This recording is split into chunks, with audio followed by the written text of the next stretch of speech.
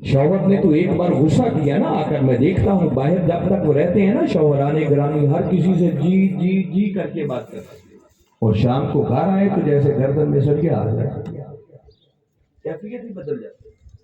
یہ کہاں کی انسانیت ہے؟ میں درد دل سے کہہ رہا ہوں، یہ اللہ اور اس کے رسول کی بنائی ہوئی نعمتیں، جیتے جی ان نعمتوں کی قدر کرو۔ شوہر اپنی بیویوں کی قدر کریں، بیویاں اپنے شوہروں کی قدر کریں۔ ان نعمتوں کا پتہ اس دن چلتا ہے جس دن یہ نعمت چھن جائے۔ شوہران گرامی سوچیں، کبھی جن کی بیوی چلی جاتی ہے نا، یہ صوفی صاحب سے پوچھ لیں، اس تجربے سے گزرے ہیں نا، جب بیوی نہیں ہوتی تو پھر کیا بیتتی ہے بندے کے ساتھ۔ آپ یہ جو سارا دن بے فکری سے باہر رہتے ہیں نا، آپ کو فکر نہیں ہوتی، کیوں؟ کیونکہ گھر کو بیوی نے سنبھالا۔ آپ کو بچوں کی فکر نہیں ہے، گھر کے کاموں کی فکر نہیں ہے، ہر سسٹم آپ کا چل رہا ہے۔ جس دن بیوی کی آنکھیں بند ہوئی، آپ کو سمجھ آ جائے گی کہ کتنی بڑی نعمت ہے۔ اور بیویاں اس بات کو سوچیں کہ شوہر کتنی بڑی نعمت ہے۔ جس دن شوہر کا سایہ سر سے اٹھ جاتا ہے، تب سمجھ آتی ہے کہ کتنا بڑا شیلٹر تھا اللہ کی طرف۔ پھر سمجھ آتی ہے ضروریات کیسے پوری ہوتی ہیں، وہ بیچارہ کہاں کہاں سے کما کے تھا۔ میں پھر کہہ رہا ہوں، میں حج لینے کے لیے نہیں، میں آپ کے دلوں پر دستک دینا چاہتا ہوں۔ وہ کہتے ہیں نا کہ شاید کہ تیرے دل میں جائے میری بات۔ ان چند باتوں کا اگر ہم احساس کر لیں تو اللہ دنیا میں گھر کو جنت بنا دیتا ہے، ادروائز گھر جہنم بن جاتا ہے اور زندگی گزارنا بھی مشکل ہو جاتا ہے۔ میں عرض کر رہا تھا کہ شوہر تو ایک بار غصہ کرے گا نا، لڑائی جھگڑا کرے گا، وہ تو کر کے چلا گیا۔ اب بیویاں کیا کرتی ہیں؟ پھر وہ جعلی عاملوں کے پاس جاتی ہیں، گھر میں سکون نہیں ہے، ہمیں کوئی تعویذ کر، کوئی دم کر، اور وہ تو کاروباری لوگ ہیں، دکانیں کھول کے بیٹھے ہوئے، وہ تو انتظار میں کوئی گاہک پھنسے، وہ سنتے ہی کہیں گے آپ کے گھر جادو ہے، کسی نے تعویذ ڈالے، اتنے بکرے چاہیے، اتنے پیسے دیں۔ اب اس بیوی بیچاری نے شوہر کو بتانا بھی نہیں، اور آپ کے گھر کی تباہی کر دے گا۔ جو محنت سے کمایا ہوا ہے وہ سارا جعلی عاملوں کے ہوتے جائے، اور کسی تعویذ گھنٹے سے گھر میں کوئی سکون نہیں آتا۔ سکون آتا ہے تو اللہ اور اس کے دیے ہوئے دین کو اپنانے سے، اپنی اپنی ذمہ داریاں ادا کرنے سے۔ عورت کے اس مقام کو بھی سمجھیں، عورتیں اپنے کردار کو سمجھیں، شوہر اپنے کردار کو سمجھیں۔ آخری میں مختصر کر رہا ہوں بس، اسی طرح عورت کا چوتھا کردار ایک ماں کی شکل ہے۔ ماں کی شکل میں بھی اللہ نے بڑا اونچا مقام عطا کیا۔ دیکھیں نا، جب کہا وَبِالْوَالِدَيْنِ إِحْسَانًا، والدین کے ساتھ احسان کرنا عدل کی بات نہیں ہے، کسی کو حق کے برابر دیا جائے اسے عدل کہتے ہیں، اور احسان تب بنتا ہے جب کسی کو اس کے حق سے بڑھ کر دیا جائے۔ یہ ایک الگ سبجیکٹ ہے کہ والدین کے ساتھ احسان کیسے ہوتا ہے، مگر جب احسان کا حکم دیا والدین کے ساتھ تو اس میں ماں بھی آ گئی، اس میں باپ بھی آ گیا۔ مگر اگلی بات سن لیں کہ ماں کا حق اللہ نے باپ سے بھی 3 گنا زیادہ۔ اب دیکھیں میری پوری گفتگو اگر آپ نے سنی ہے تو کہیں اللہ نے مرد اور عورت کو برابر کیا، کہیں شوہر کو مقام زیادہ کر دیا، اور جب ماں اور باپ کی باری آئی تو ماں کا حق اللہ نے باپ سے بھی 3 گنا زیادہ کر دیا۔ ہر جگہ برابری نہیں، مختلف سٹیجز۔ ایک صحابی میرے آقا کی بارگاہ اقدس میں آئے، عرض کی آقا مجھ پر سب سے پہلے کس کا حق ہے؟ فرمایا تیری ماں کا۔ اس نے پھر عرض کی ثم من، میرے آقا نے پھر فرمایا تیری ماں کا۔ اس نے پھر پوچھا آقا اس کے بعد؟ میرے آقا نے پھر فرمایا تیری ماں کا، اور چوتھی بار پوچھنے پر فرمایا تیرے باپ کا، جس کا مطلب ماں کا حق باپ سے بھی 3 گنا زیادہ اللہ۔ اور اس سے بڑی ماں کی شان کیا ہوگی کہ میرے آقا نے فرمایا الجنت تحت اقدام الامہات، جنت ماؤں کے قدموں کے نیچے ہے۔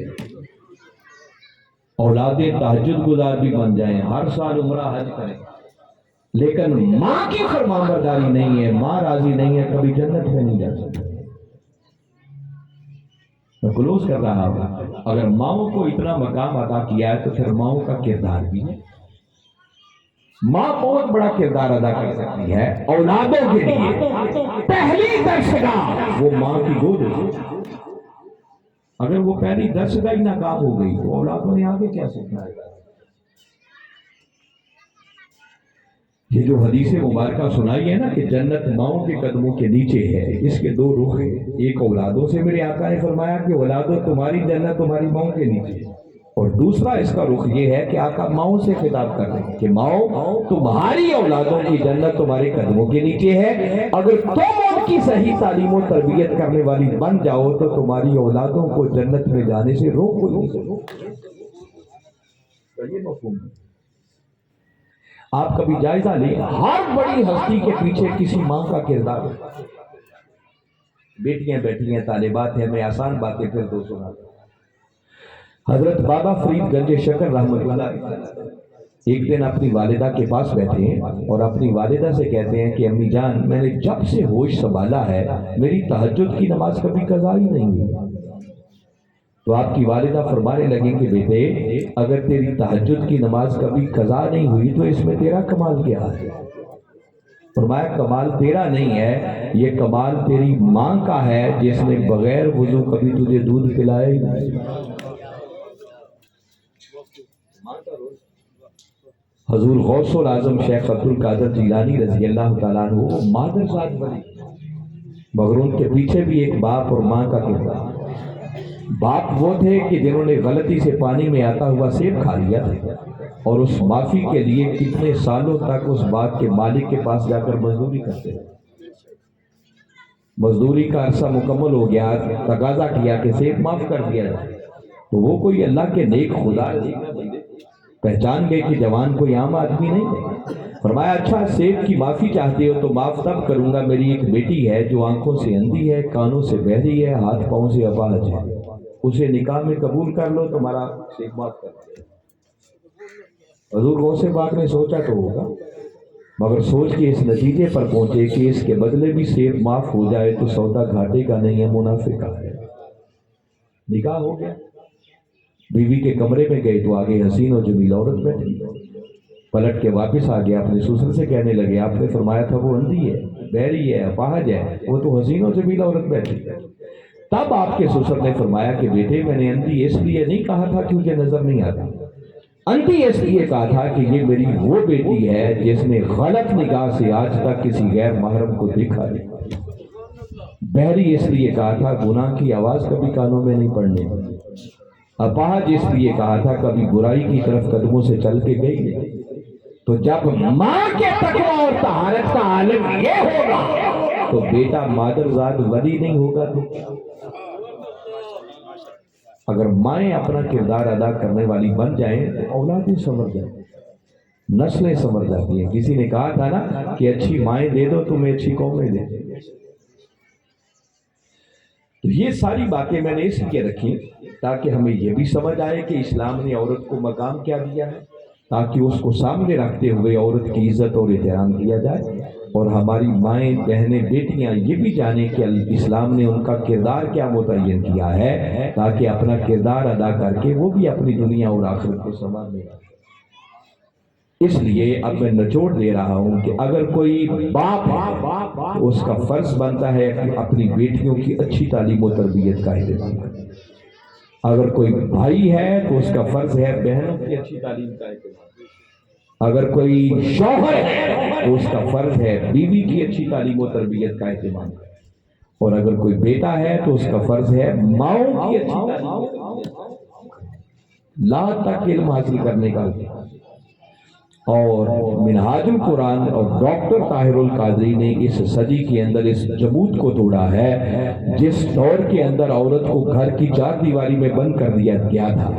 ڈاکٹر طاہر القادری نے جہاں مردوں کو دین سیکھنے کے مواقع فراہم کیے ہیں وہاں برابر عورتوں کو۔ منہاج القرآن کی کوئی نشست نہیں ہوتی جس میں اگر ایک طرف پردے میں آدھے مرد ہیں تو دوسری طرف پردے میں اتنی ہی خواتین بھی ہیں۔ ابھی اعتکاف ہوگا، ہمارا سالانہ اعتکاف رمضان میں ہوتا ہے. ہزارہا کی تعداد میں پوری دنیا سے جہاں مرد آتے ہیں وہاں ہزاروں کی تعداد میں خواتین دنیا بھر سے آ کر اعتکاف بیٹھتی ہیں، مگر الگ پریمیسز، الگ کالج میں اس کا پورا انتظام ہوتا ہے، اور حضور شیخ الاسلام براہ راست ان کی تربیت فرماتے ہیں. آپ لوگوں کو بھی دعوت دیتا ہوں کہ آپ لوگ بھی، ہمیں کیا سننا ہے، ہم تو نالائق سے لوگ ہیں جنہیں شاگرد بننا بھی نہیں آتا. کبھی زندگی میں وہ 10 دن اس مرد کلندر کی صحبت میں بھی بیٹھے ہیں جن کو دنیا وقت کا شیخ الاسلام اور وقت کا مجدد. اب بیٹھیں گے زندگی بدل جائے گی. تو صوفی صاحب سے رابطہ کریں. ابھی اعتکاف کی رجسٹریشن آج کل ہو رہی ہے، اس میں آئے، میں آپ کو دعوت دیتا. اور منہاج القرآن کو اگر آپ اچھا سمجھیں کہ یہ اچھے کام کرتے ہیں تو آئیں آپ بھی اس مشن میں شامل ممبر بنے. ڈاکٹر طاہر القادری کے دست و بازو بن کر آقا کے دین کی سربلندی کے لیے. تو میں بارے دیگر اس کالج کی انتظامیہ کو، محترم پرنسپل صاحب کو، صوفی نجیب اللہ عامر صاحب کو، بابر اشرف صاحب کو، حافظ تجمل صاحب کو، ہمارے مظہر رسول صاحب اس یونیورسٹی کے جو صدر ہیں ان کو، اور ہر اس شخص کو جس نے آج کی اس نشست کے انتظام و انصرام میں حصہ لیا ہے، سب کو مبارکباد بھی پیش کرتا ہوں. دعا گو ہوں کہ اللہ آپ کی اس کاوش کو قبول فرمائے، اور جو کچھ میں نے کہا سمجھ کر ایمان لاتے ہوئے اس پر عمل کر کے ہمیں اپنی دنیا اور آخرت کو سنوارنے کی توفیق عطا فرمائے. فما علینا الا البلاغ. تو آپ دونوں سے کروائی جائے گا، آپ دعا فرما دیں.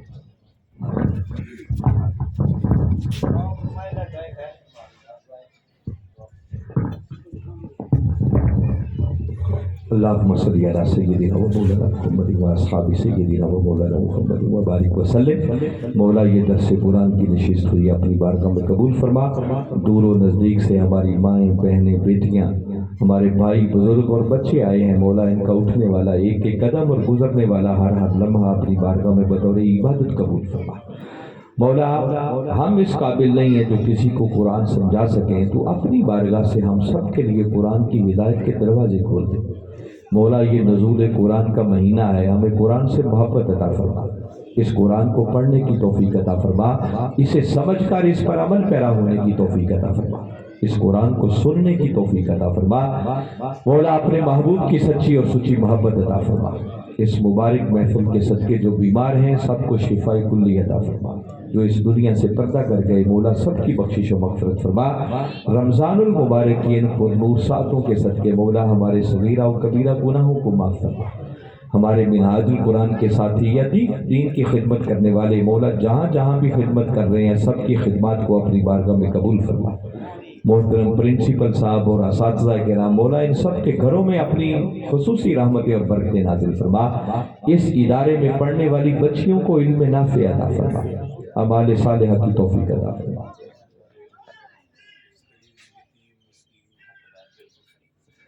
ماشاءاللہ ہمارے پرنسپل صاحب فرما رہے ہیں کہ اس ادارے کے اندر کوئی غریب بچی ہے، کوئی یتیم بچی ہے یا کوئی اور ڈیزرو کرتے ہیں، حقدار ہیں، تو ان کے لیے تعلیم کلیتاً فری ہے.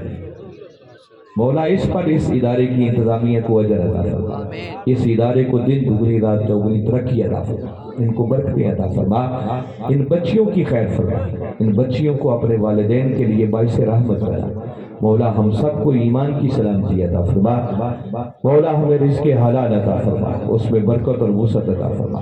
یا رب بالمصطفیٰ بلغ مقاصدنا واغفر لنا ما مضى یا واسع الکرم. مولا صلی وسلم دائما ابدا علی حبیبک خیر الخلق کلہم وصلی اللہ تعالی علی خیر خلقہ محمد وعلی آلہ واصحابہ اجمعین برحمتک یا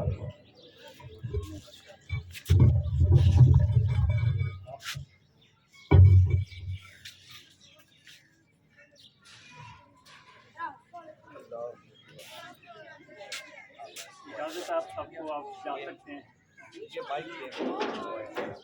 ایک منٹ آن کرو مائک. بیٹھے رہو دعا کروا لو.